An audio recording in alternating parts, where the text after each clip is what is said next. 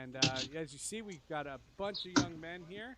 And we've got somebody behind Marek Dolezaj that's poking his head in there. So there you go. Just wave to everybody in the back there. Marek Dolezaj, Buddy Boeheim, Eric Devendorf on the show. Syracuse legends right here. All three of you. It's Syracuse legends with another Syracuse legend, Atan Thomas, on this Monday. Thank you so much, guys, for coming on. Absolutely. Yeah, thank you Yeah. for having me. So I really wanted to have y'all on because I want to have this discussion about everything that's going on right now. It's cities are protesting all around the country. Tensions are high, and I wanted to have this discussion on how important it is to have allies. So we all, blessed to be able to play at Syracuse. I played it way before y'all, but still part of the Syracuse family. And the way that we have the opportunity as athletes to be able to use our voices with everything that's been going on in Syracuse, especially last year on campus, with the different racial incidents, and you had the sit-in, you had the protests, you had not again SU, and there was a lot going on. But I wanted to start off. I was happy to see Coach Boeheim make a statement. I believe it was Saturday. And, that making a statement in that level of a position, it is a good example for all other coaches to be able to also stand up and say something. Because it's really something where everybody doesn't know what to do, but using your position and your platform to call out that it's wrong and that you want to see better is something that's real important. So I had to give Coach Boeheim a lot of props for that. Yeah, I mean, I remember him. We've been watching the news like every day. He's been watching, keeping up with the protests, and he's obviously impacted just as much as anyone. He's just sick to his stomach about it. I mean, he was roommates with Dave Bing, one of his closest friends growing up, and the guys he's coached, who he's coached with, the black people he's coached, the coaches, the community, and he's got just as big of a voice as anyone, and being able to put his voice out there was really important, and something we all were happy that he did, and he was he really wanted to get on it and get right to it, and make sure he got a message out there, because his voice is really big in not just this community but the whole country. So his using his voice, his figure was something that he wanted to get out right away and make sure that he was heard.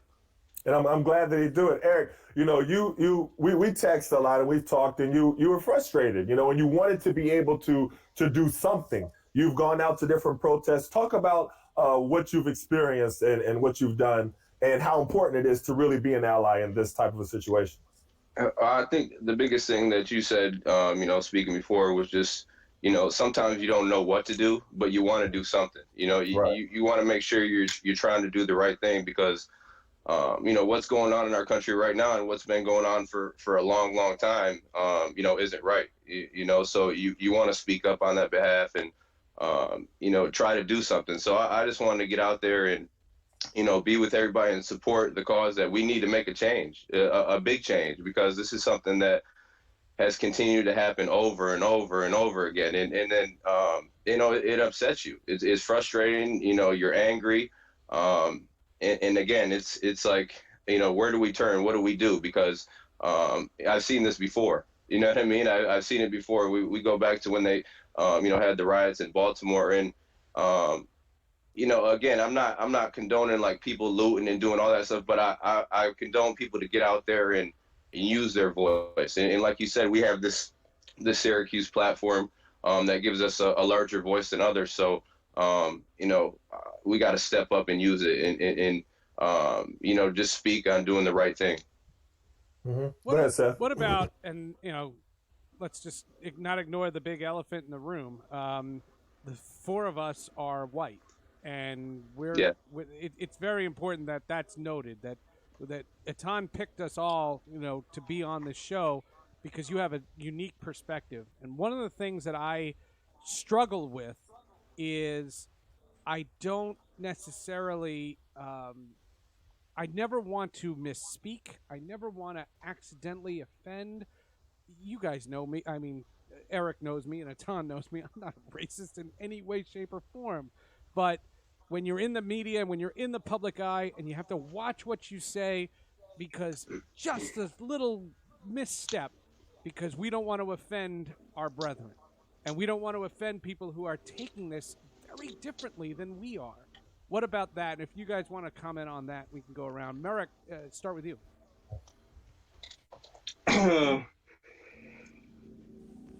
So I'm kind of bad because I came to US like 3 years ago, and I really don't know like a lot of situation like what happened in the past.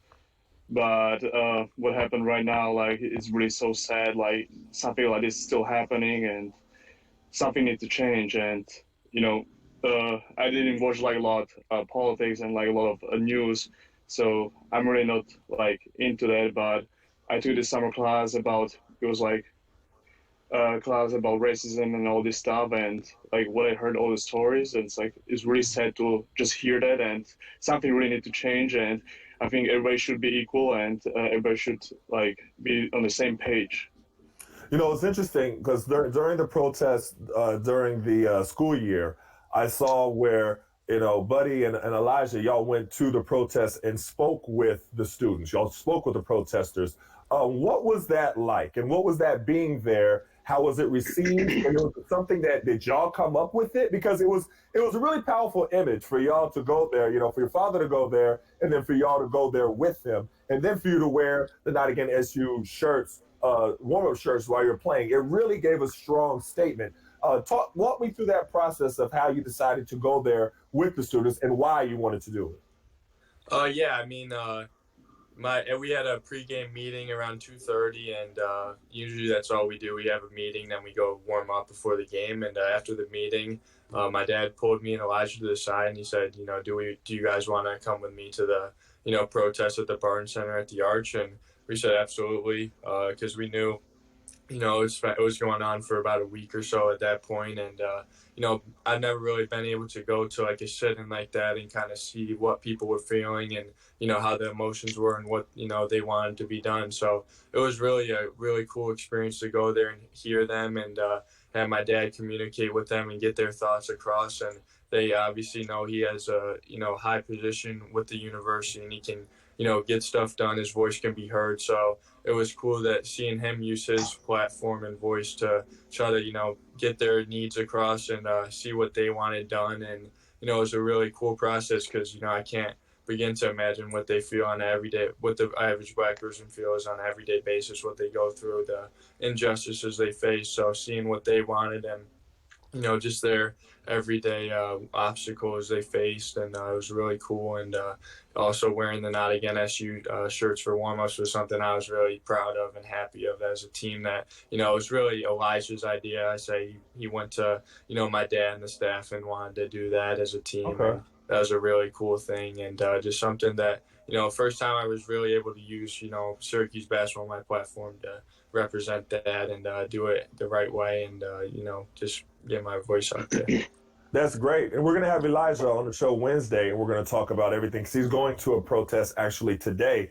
And one of the things that image and what it said to me, seeing Coach Boeheim speak with them, they didn't always agree, but they were talking, they were communicating. He was listening to them. When he was saying there was a conversation. A lot of times what I'm seeing, we're seeing images of the police going to different protests, and they're speaking to them. You see other images that are bad images as well, but you see that communication happening, and everything changes with communication. Eric, talk about that, because you're not Black, so you don't know what it feels like. But to listen to somebody and say, I might not be Black, right? But I can say that it's not wrong that what you have to go through. That really does speak volumes. So talk to that a little bit, Eric.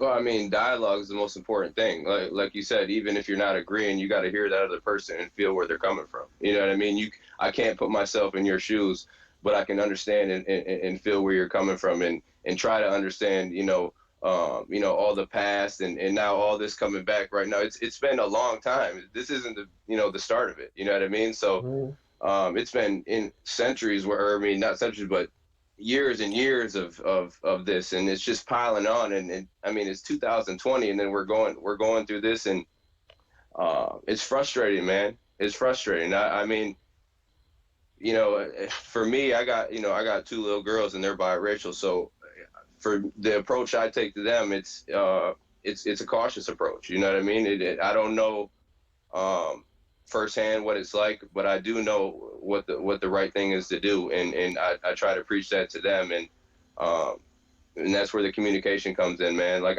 and Seth, you hit it. Like sometimes I don't know what to say. I don't know what to do, but I want to do the right thing. You know what I mean? And I want to make sure I get that across to to my daughters and to everyone, that I'm trying to do the right thing, and it starts with communication. Well, and one thing I genuinely feel about all you guys, and I know some of these guys I'm just meeting during the course of this quarantine, is that you can feel when people are good people. You know when people are good people, and good people are the people that you want to spread these messages out, because we have this voice and we have this ability, and people listen especially when you guys speak. What about the ugly side of this whole thing? And what about when the headlines turn into, you're seeing these protests and you're proud of people or people you root for, and the protests are going, and then all of a sudden a building gets set on fire, or the College Football Hall of Fame gets desecrated, or churches get graffitied, and all those things. What's your reaction to that?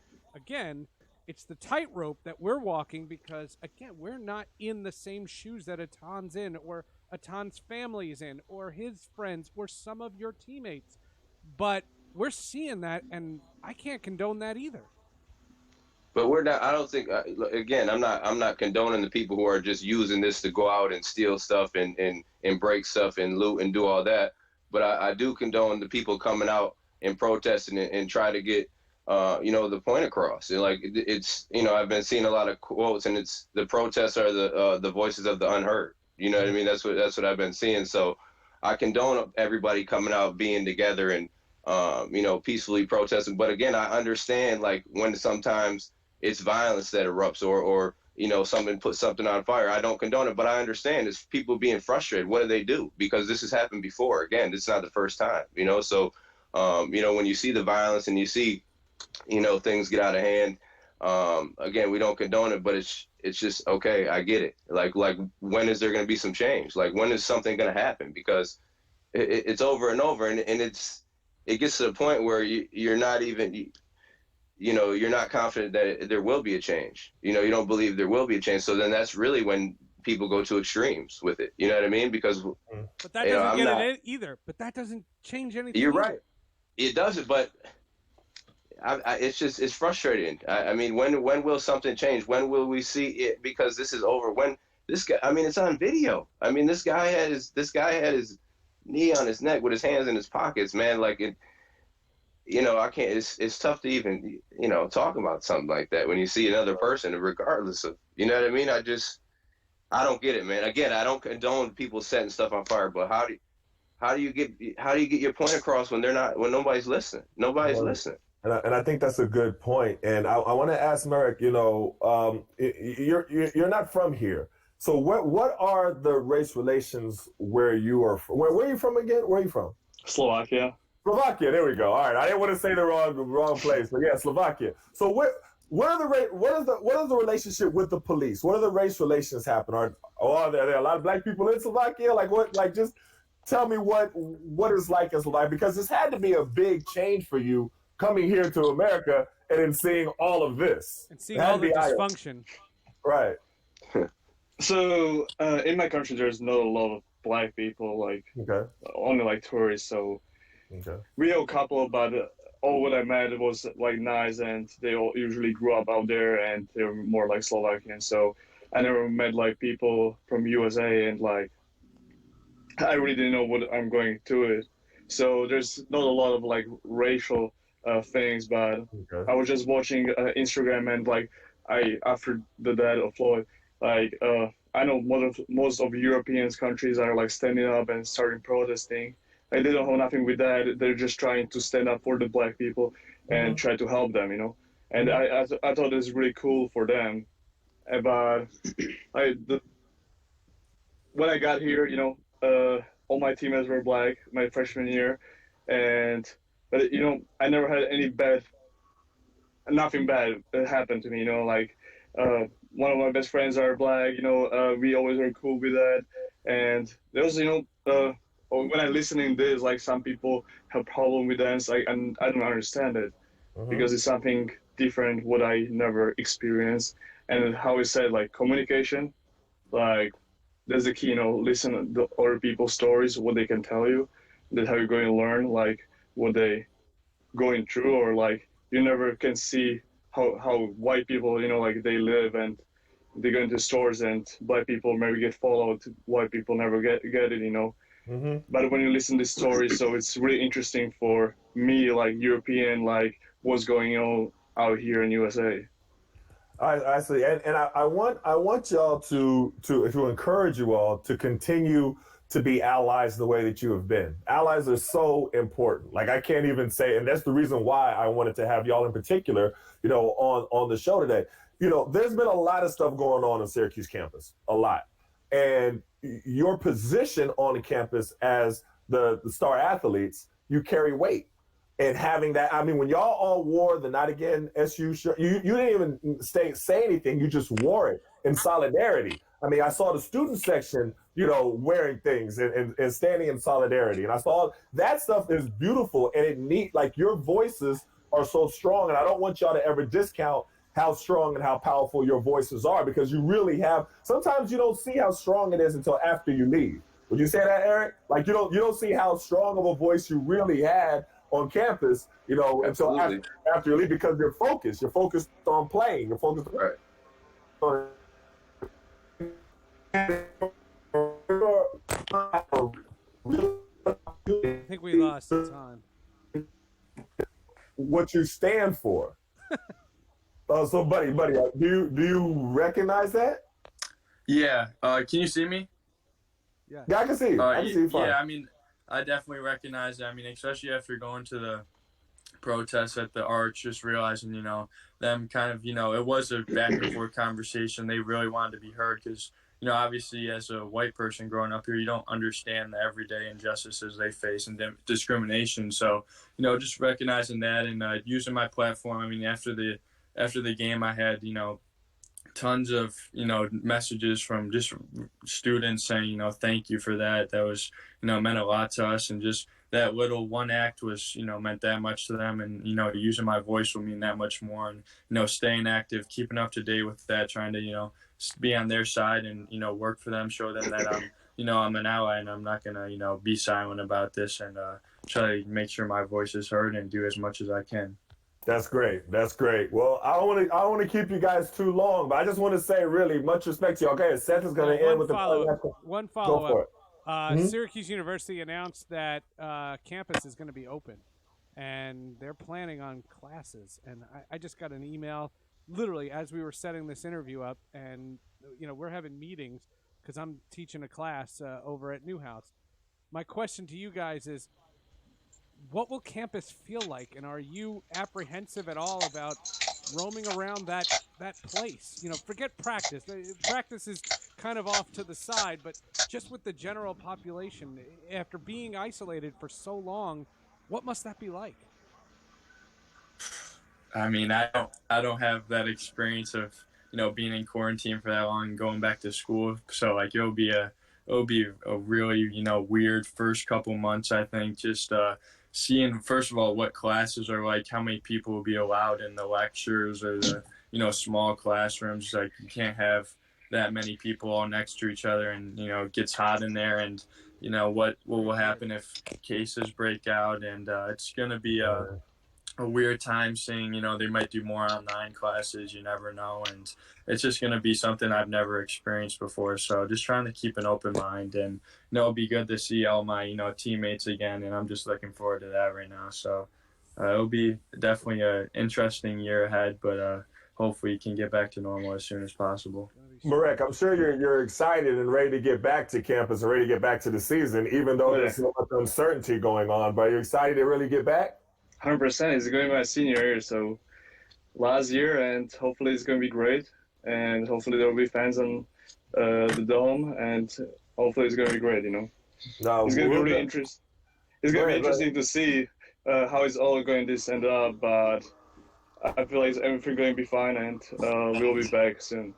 Well, we'll definitely be rooting for you. And I think you really won the country over last year, not last season, the season before that, when you took that charge on Zion. I think from that point on, everybody was a Dolezaj fan. But that was hey, like a Bugs Bunny cartoon. Oh, but you won everybody's respect, even outside of Syracuse. So that's what's up. But hey, like I said, much respect to y'all, and don't forget and don't undermine don't minimize how much your voice really carries and how important your voice is. So keep being allies, and we'll be rooting for you this year. So thanks a lot for coming on, fellas. Nice job, guys. Yeah, thank you, guys. Appreciate you. See you guys. Right. Appreciate you, man. Bless. All right. Very cool. Yeah, look at that. See, young people know how to X right out all immediately. Just boom, boom, boom, I was boom. going to do that very differently. I had a different plan for that line. Syracuse people know how to do that. Syracuse people. Okay, yeah.